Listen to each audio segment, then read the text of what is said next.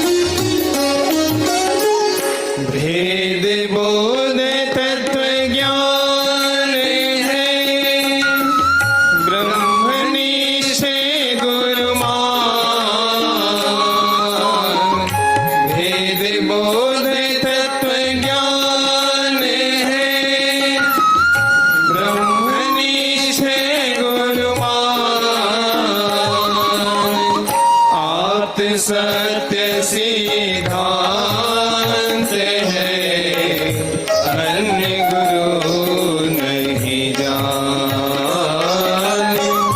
आप सत्य सिद्धांत है, अन्य गुरु नहीं जान। जय स्वर वेद कथा, जय स्वर वेद कथा, जय स्वर वेद कथा, जय स्वर वेद कथा।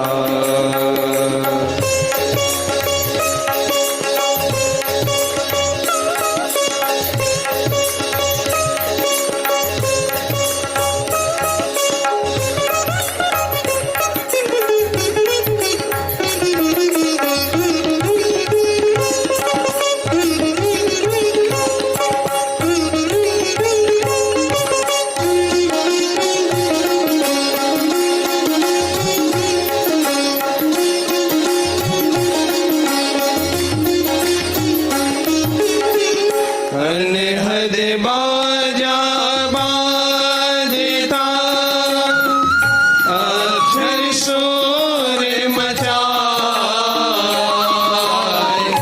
अनहद बाजा बाजता, अक्षर शोर मचाए। अमीय बूंद झरिला गगन महल गहराए। अमीर बूंद झरिलाया, गगन महल गहराए। जय स्वर वेद कथा, जय स्वर वेद कथा, जय स्वर वेद कथा, जय स्वर वेद कथा, जय स्वर वेद कथा, जय स्वर वेद कथा, जय स्वर वेद कथा, जय स्वर वेद कथा, जय स्वर वेद कथा, जय स्वर वेद कथा, जय स्वर वेद कथा, जय स्वर वेद कथा। सभी एक दूसरे के उत्साहवर्धन में तालियों की गड़गड़ाहट।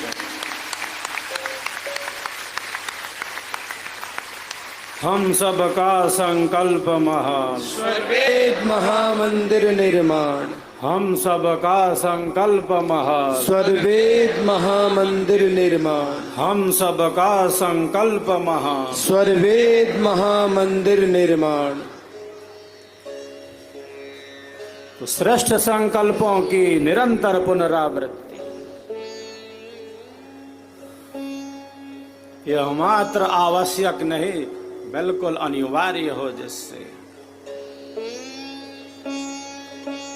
एक अवस्था है जागृत, एक स्वप्न की अवस्था है, एक सुषुप्ति अवस्था है। जब गाढ़ी नींद में सो गए। आज अच्छी नींद आई, मैं सुखपूर्वक सोया। क्यों सो पाया? क्यों सोया? क्यों कि मन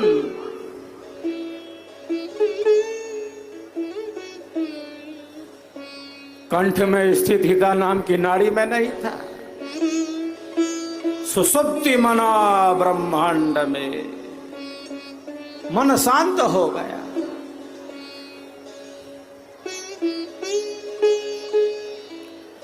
एक अवस्था है जो इन तीनों से भिन्न अवस्था है। उस अवस्था को सदगुरुदेव ने कहा वह तुरीय अवस्था है।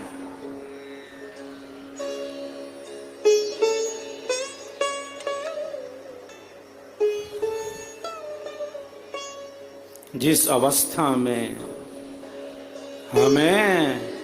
हमें स्वयं का बोध होता है।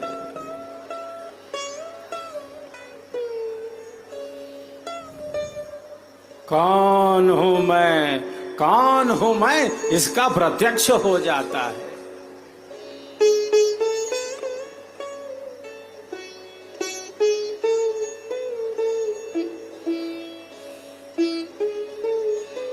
वह अवस्था तुरीय अवस्था है। आत्म जानन के लिए अन्य करण नहीं काज। आप को जानता सुमिरन पुरुष सकाज।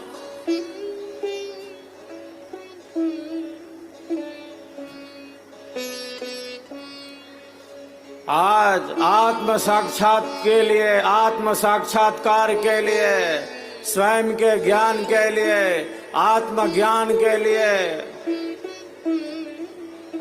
अनेक साधक साधिकाएं घंटों बैठे रहते हैं। वो बैठ जाते हैं, वो कहते हैं मैं तो ध्यान की गहराइयों में चला जाता हूं। मैं तो ध्यान की गहराइयों में चला जाता हूं। मैं सुध बुध खो जाता हूं। मैं स्वयं में ही स्थित हो जाता हूं।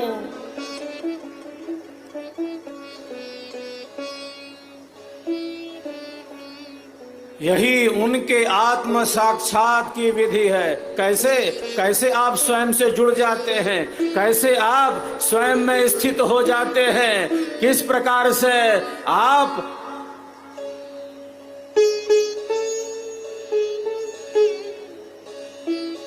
को अपना अनुभव हो जाता है। भिन्न भिन्न विचार हैं।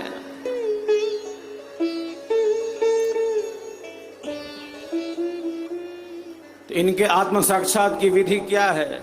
ये साधक, ये साधिकाएं घंटों बैठ जाते हैं, ध्यान के किसी आसन में बैठ गए,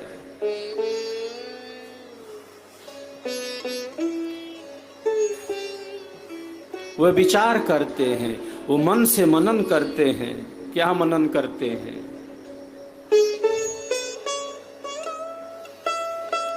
वो मन से मनन करते हैं कि मैं शरीर नहीं हूं, मैं मन नहीं हूं, मैं बुद्धि नहीं हूं, मैं प्राण भी नहीं हूं, मैं इंद्रिय तत्व नहीं हूं, मैं शरीर नहीं हूं, मैं मन नहीं हूं, मैं बुद्धि नहीं हूं, मैं प्राण नहीं हूं, बल्कि मैं आत्म तत्व हूं, मैं आत्मा हूं।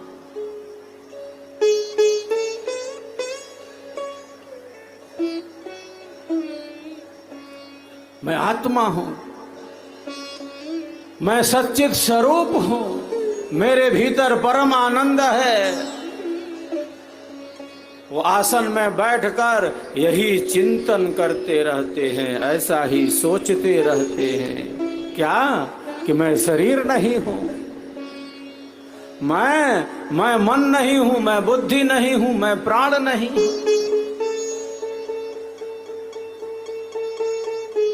घंटों बैठे हैं, मैं आत्म तत्व हूं, मैं आत्मा हूं, मैं इससे सर्वथा भिन्न हूं, मैं चेतन हूं, मैं नित्य हूं, मैं सनातन हूं, मैं सहज हूं, मैं निरंतर हूं।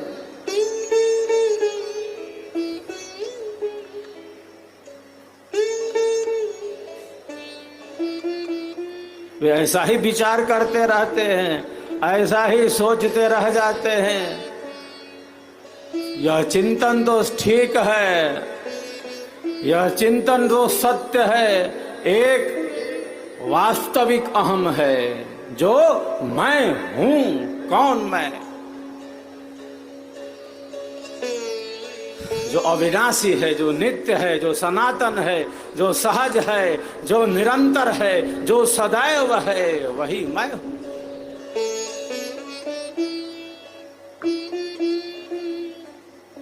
लेकिन केवल मन के मनन से, केवल मन के मंडल में बैठकर, केवल मन से मनन और बुद्धि से विवेचन करते रहने से उस आत्म तत्व का साक्षात्कार संभव नहीं है, संभव नहीं हो सकता है।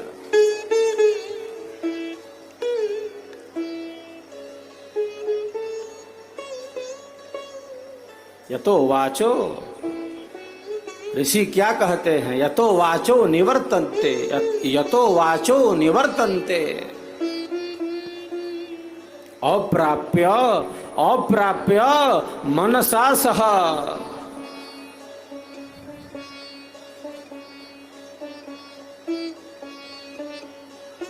जहां से वाणी, जहां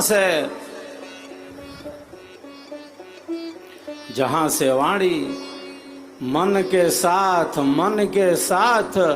युक्त होकर, मन के साथ युक्त होकर उस आत्म तत्व को, उस परमात्म तत्व को प्राप्त न कर वापस लौट आती है, उसके परे वह सत्ता है, उसके परे वह सत्ता है। तो आत्मा केवल मन के मनन का विषय नहीं है, केवल बुद्धि के विवेचन का विषय नहीं है।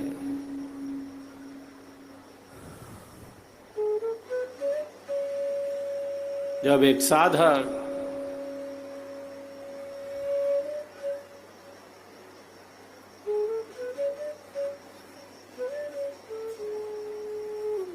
जागृत, स्वप्न और सुषुप्ति से, जब जागृत, स्वप्न और सुषुप्ति से उसकी चेतना ऊर्ध्वमुखी होती है, जब उसकी चेतना का ऊर्ध्वमुखी विकास होता है, तब साधक स्वयं में स्थित हो जाता है, स्वयं में स्थित हो जाता है।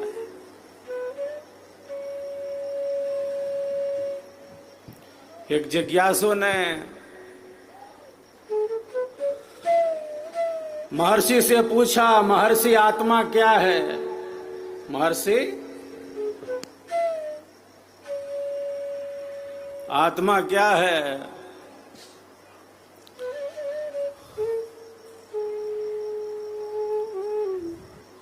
महर्षि ने कहा, अरे जो सबके भीतर बैठा है, जो सबके शरीर को चला रहा है,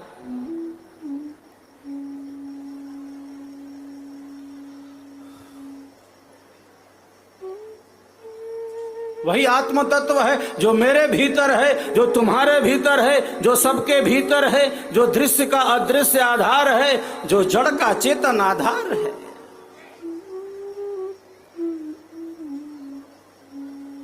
जो विनाशी का अविनाशी आधार है।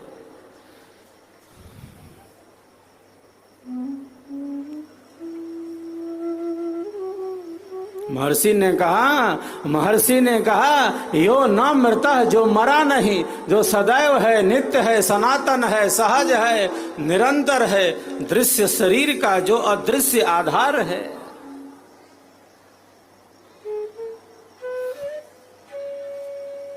शरीर दिखलाई पड़ता है, शरीर दिखता है क्योंकि ये भौतिक है, ये विनाशी है, ये नश्वर है। जो इसके पीछे है, जो दिखलाई देने वाले शरीर का, जो दिखलाई देने वाले शरीर का न दिखलाई देने वाला आधार है, जो दृश्य शरीर का अदृश्य आधार है, जो जड़ शरीर का चेतन आधार है, जो विनाशी शरीर का अविनाशी आधार है, जो मृत शरीर का मरने वाले शरीर का न मरने वाला आधार है।